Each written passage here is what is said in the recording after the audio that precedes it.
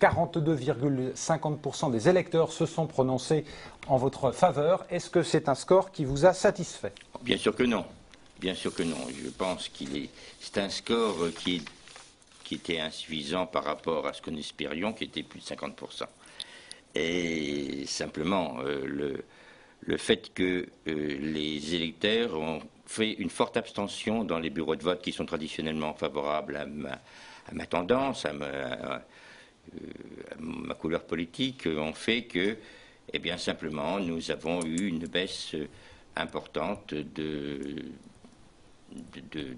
chiffre que nous pouvions espérer. Ça, c'est la première chose. Et puis, d'autre part, il y a eu quelques petits coups tordus qui sont arrivés, qui ont certainement modifié un peu le scrutin. Bon, on va demander à Christophe Béchu encore sa réaction sur son score. Alors, je suppose bien évidemment une analyse différente pour vous. Oui, j'ai effectivement eu la satisfaction de voir que les électeurs avaient fait mentir les sondages. J'ai le sentiment qu'effectivement, il y a eu un taux d'abstention à peu près comparable à ceux des autres grandes villes